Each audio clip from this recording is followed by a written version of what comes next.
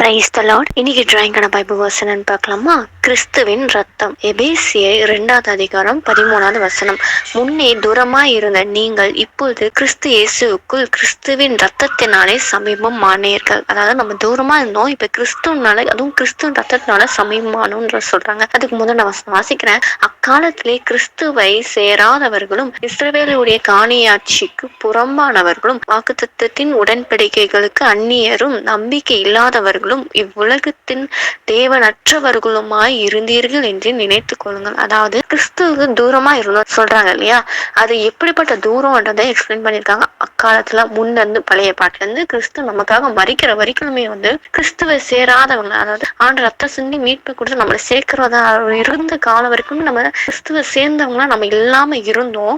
இஸ்ரவேலுக்கு காணியாட்சிக்கு புறம்பா, அதாவது இசப்பாவுக்கு புறம்பா, இசப்பா அவர் தான் தெய்வம்னு அறிந்து கொள்ளாம உணராம தூரமா இருந்தோம். புறம்பா அவரை தாண்டி வெளியில இருந்தோம். வாக்குத்தத்தத்து உடன்படிக்கைகளுக்கு அந்நியரா இருந்தோம். அதாவது ஆண்டவர் தான் உண்மையானவன், பரலோகத்துக்கு போகணும் அந்த வாக்குத்தத்தம் நமக்கு உடன்படிக்கை பண்ண அந்த உடன்படிக்கை வேற ஒரு ஜனமா நம்ம இருந்தோம். நம்பிக்கை இல்லாதவங்களா இருந்தோம். கிறிஸ்து நமக்காக மரித்தா உயிர் தந்த பரலோகத்துக்கு கொண்டு போறா. அந்த விசுவாசத்தினால தானே நம்மளோட கிரியை வெளிப்படுது. விசுவாசிச்சாதானே மனுஷகுமாருக்கு கிட்ட சேர முடியும். அந்த நம்பிக்கை இல்லாம இருந்தோம். இவ்வுலகத்தின் தேவன் அற்றவர்களா, அவர் தான் மெய் தேவன், அவரை உணராம இருந்தவர்களும் நம்ம இருந்தோம். அதை நினைத்து கொள்ளுங்க. இதெல்லாம் தான் நீங்க கிறிஸ்துவை தாண்டி தூரமா இருந்தீங்க. அதான் முன்னே தூரமா இருந்த நீங்கள் இப்போது கிறிஸ்து இயேசுக்குள் கிறிஸ்துவின் ரத்தத்தினாலே சமீபமா, அதுவும் கிறிஸ்து இயேசுவினால நீங்க சமீபமா ஆகல, கிறிஸ்து நமக்காக சிந்தப்பட்ட ரத்தத்தினால, அதாவது கிறிஸ்துவின் ரத்தத்தினாலதான் நம்ம இப்ப சமீபமா ஆயிருக்கோம் அப்படின்னு சொல்றாங்க. இது அப்படியே ஆண்டு அவரோட ரத்தம்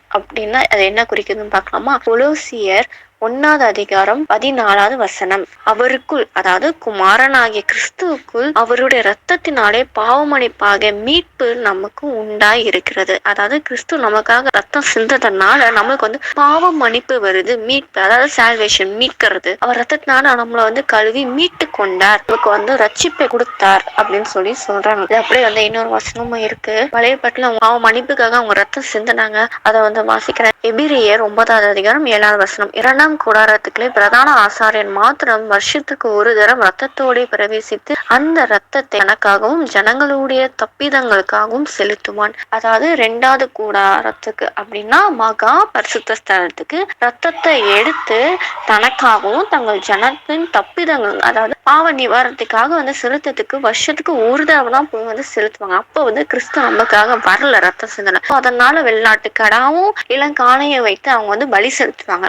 இப்போ கிறிஸ்து நமக்காக மரித்தப்போ ஆண்டவர் வார்த்தை என்ன சொல்லுதுன்னு பார்க்கலாமா? எபிரேயர் 9 அதிகாரம் 12 வெள்ளாட்டுக்கடா இளங்காளை இவைகளுடைய ரத்தத்தினாலே அல்ல, தம்முடைய சொந்த ரத்தத்தினாலே ஒரே தரம் மகா பரிசுத்த ஸ்தலத்திலே பிரவேசித்து நித்திய மீட்பை உண்டு பண்ணினார். அதாவது அங்க எப்படி மகா பரிசுத்த ஸ்தலத்தை வருஷத்துக்கு ஒரு தடவை போய் பலி செலுத்தினாமோ அதை காட்டிலும் அந்த ரத்தத்தை, அதாவது மிருகத்தின் ரத்தத்தை காட்டிலும் கிறிஸ்து ரத்தம், அதாவது வெளியேற பெற்ற அவரோட சொந்த ரத்தத்தினாலே ஒரே தரம் நமக்காக மகா பரிசுத்த ஸ்தலத்துல பிரவேசித்து அந்த மீட்பை, அதாவது பாவ மன்னிப்பின் மீட்பை நிச்சயத்தை நமக்கு கொடுத்திருக்கா.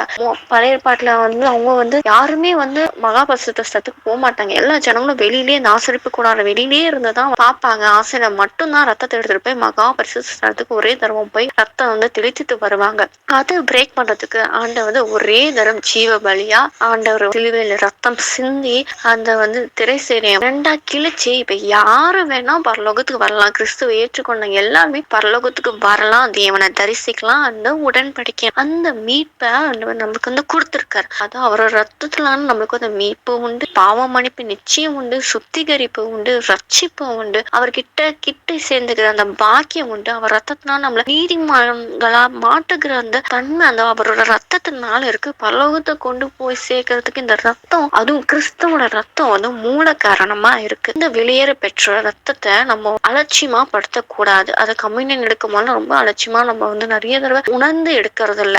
சோ இனிமேட்டு அந்த தப்பை நம்ம பண்ணக்கூடாது. ராபோச்சன் எடுக்கும் போது நம்ம கிறிஸ்துவ ரத்தத்தை உணர்ந்து நம்ம எடுக்கணும். ஆவியானவர் எனக்கு சொன்னதை நான் உங்களுக்கு சொல்றேன். அவரோட வெளியேற பெற்ற அந்த ரத்தத்தினால விலை உயர்ந்த நம்மளோட ஆத்மாவை தன்னோட விலை பெற்ற ரத்தத்தை சிந்தி விலை கொடுத்து நம்மள மீட்டு கொண்டாராம். எவ்வளவு பெரிய பாக்கியம் இல்ல? ஆவியானவர் எவ்வளவு அழகா சொல்லியிருக்காருல. அவ்வளவு பெரிய விலையேற பெற்ற ஒரு ரத்தத்தை நம்ம கவனிச்சு அந்த ராப்போஜனத்தை பக்தியோட அவரோட ரத்தத்தை அந்த உடன்படிக்கையை நம்ம எடுக்கணும். இப்ப ஆண்டவர்கிட்ட கேட்கலாமா, இசப்பா உங்களோட ரத்தத்தினால எங்களுக்கு எவ்வளவு பெரிய மீட்பு கொடுத்துரு, அதுவும் ஆத்மா ரட்சிப்பு, ஆத்மா மீட்பு, நரகத்துல இருந்து விடுதலை, பாவ சாபத்துல இருந்து எல்லாவற்றிலும் விடுதலை, பிசாசு பிடிந்த விடுதலை, இது எல்லாற்றிலிருந்து உங்க ரத்தம் எங்களை மீட்கிறதா இருக்குப்பா. நாங்க முன்ன தூரமா இருந்தோம், எத்தனையோ பேர் இன்னும் உங்களை அறியாம ஆண்டவரே இயேசுப்பா இந்த விக்கிர செயல்பாடுல கோழி ஆடுகள்லாம் பலி செலுத்தி கொண்டிருக்காங்க, ரத்த சிந்து கொடுத்து கொண்டிருக்காங்கப்பா. அவங்களாம் அறியாம செய்யறாங்க, அவங்களெல்லாம் ரச்சிங்கப்பா. அவங்க எல்லாம் தூரமா இருக்காங்க, இன்னும் உங்களை விட்டு தூரமா இருக்காங்க, அவங்களாம் உங்க கிட்டே சேரும்படி செய்யணும்ப்பா. எங்களை உங்க கிட்ட சேரும்படி செய்திரே, அந்த பாக்கியத்துக்காக ஸ்தோத்திரம் ஆண்டவர். இன்னும் அநேகர் உங்க கிட்ட சேராம இருக்காங்க, அவங்களாம் கிட்டி உங்க ரத்தத்தினால அவங்களுக்கு ஒரு மீட்பு உண்டாகும்படி கிட்டி சேர்த்துக்கோங்க ஆண்டவரே சப்பா. அவங்க பிள்ளைங்களாம் அவங்க எல்லாரும் மாறணும், கிறிஸ்துவ ரத்தத்தினால மீட்கப்பட்ட ஜனமா எல்லா ஜனமும் மாறும்படி செய்துள்ளும் ஆண்டவரே சப்பா. சீக்கிரமா அந்த ரட்சிப்பை தாங்க ஆண்டவரே சப்பா. எழுப்புதல் மலையை எங்க தேசத்துல, இந்தியா தேசத்துல, எல்லா தேசத்துலயும் ஊற்றுங்க, பின்மாறி மலையை ஊற்றுங்க. எல்லா மக்களும் திரளான கூட்டச்சன மக்கள் ரட்சிக்கப்பட்டு உங்க பிள்ளையா மாறணும், உங்க கிட்ட சேர்க்கணும், பரலோகத்துல உங்களோட யுகமா வாழும்படி செய்துள்ளோம் ஆண்டவரே சப்பா. எல்லாரையும் எங்க வீட்டாரையும் எங்க சுத்தி இருக்க எல்லாரையும் ஆண்டவரே உங்க கருத்துல ஒப்பு கொடுக்கிறோம். நீங்க அவங்கள ரத்தத்தினால மீட்டுக்கோங்க ஆண்டவரே சப்பா. அதை முழுமையா மாறட்டும் நாமத்துல ஆண்டவரே சப்பா. இலவசமான அந்த மீட்பு ஜனங்கள் உணர்ந்து உண்மை ஏற்றுக்கொள்ளும்படி, முழு சொந்த ரட்சகனை ஏற்றுக்கும்படி அவங்க கண்களும் இருதயத்தை திறந்து உங்க பிள்ளையா மாற்றிக்கொள்ளுங்க ஆண்டவரே சப்பா. உங்க கரத்தை தாழ்த்தி அர்ப்பணிக்கிறோம், நீங்க பொறுப்பெடுத்துக்கோங்க. மீட்பரேசு நாமத்தை ஜெபிக்கிறேன், ஆமீன் அப்படின்னு சொல்லி ஆண்டவர்கிட்ட அனுதினமும் அவர் ரத்தத்தை நினைவு கூர்ந்து மீட்பை எங்களுக்கு தந்திரி. அதே போல் சுத்தி இருக்க எல்லா ஜனம் எங்க குடும்பத்தாருக்கு அந்த மீட்பை கொடுங்க, ரத்தத்தினால பாவமன்னிப்பு நிச்சயத்தை கொடுங்க, ரட்சிப்பை கொடுங்க, பரலோக பாக்கியத்தை எங்க எல்லாருக்கும் கொடுங்க அப்படின்னு சொல்லி விசுவாசத்துல இப்போ நிச்சயமா ஆண்டவர் எல்லாருக்கும் அந்த பரலோக பாக்கியத்தை அவர் ரத்தத்தினால அந்த மீட்பை கொடுக்க வல்லவரா இருக்கா. விசுவாசத்தோட கேட்போம், பெற்றுக்கொள்வோம். ஆமீன்.